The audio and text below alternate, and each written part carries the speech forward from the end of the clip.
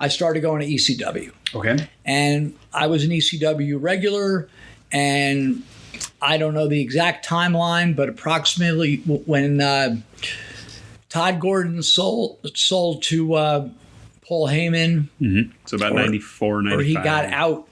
That's when Paul Heyman started bringing in all these, whether it was Dean Malenko, Chris Jericho, Eddie Guerrero, Rey Mysterio. Scorpio. Yes. Yeah.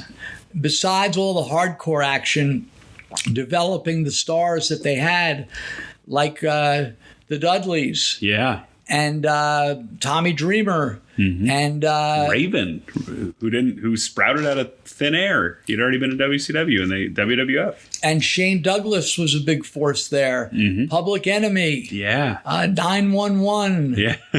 Let's not forget the Pitbulls. Pitbull, Stevie Richards, Blue Meanie. Right. Yeah. Our good friend Blue Meanie. And but then they brought in, and Sabu. How could we leave him out? The number one attraction on the independents at that point. Right. But then the icing on the cake for me was when they brought in Terry Funk and Mick Foley sort of around the same time. And they had some wild, crazy barbed, they wrapped themselves in completely in barbed, just crazy stuff. And so I was at the ECW show the night that Foley announced to the crowd that he's going to the WWF. Wow. Which got soundly booed. You sold out. You sold out. And history tells us, the facts tell us that it was a good move for Mick Foley because going past that, I don't know how much you might know this. By the time he left ECW, when did the famous cage match? It was against The Undertaker. It was against The Undertaker, about 2.5 years. Right. And, Foley developed all these characters. The Mick Foley character. He brought back the Cactus Jack character and Mankind. Yeah. Dude Love. Yeah. And he was very brilliant. And when his book came out, he was brilliant enough to be a multi-time New York Times best number one. Yeah. Right. So his first book, Have a Nice Day. Yep. I had read that, and that's when I found out in that book, here we go again, but that he was a big music fan, and one of his favorites was Jethro Tull.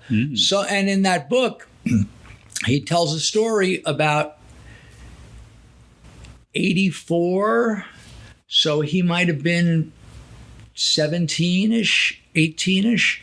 And Tull had played at Nassau Coliseum. Foley lived on Long Island, but for some reason, I think that's when he was starting to train with Dominic DeNucci. Okay. Possibly. Yeah. Maybe I'm jumping. Maybe 84 was a little early. Yeah, it's okay. But he missed that show. So what did he do? Somehow, because it was very hard unless you were slipped the itinerary like I was. Right. Magazines like Circus would have list tours, but you didn't really know how accurate they were. Make a long story short, Foley, 2 days later, maybe it was 3 days later, the closest show he could go to, and he didn't have a ride, was Buffalo, New York. Oh, we're back in Buffalo. And he hitchhiked to Buffalo. Maybe he took a bus, but he had to hitchhike home. He didn't have the money, but he had to, he had to see that tour. He'd seen Tull in the past.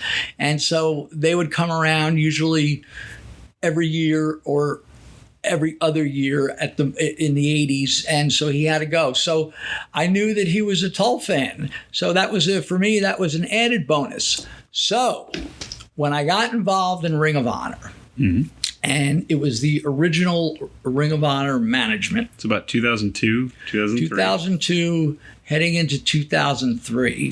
Foley was doing a book signing right here in Bethlehem. Oh. Okay. There's a famous bookstore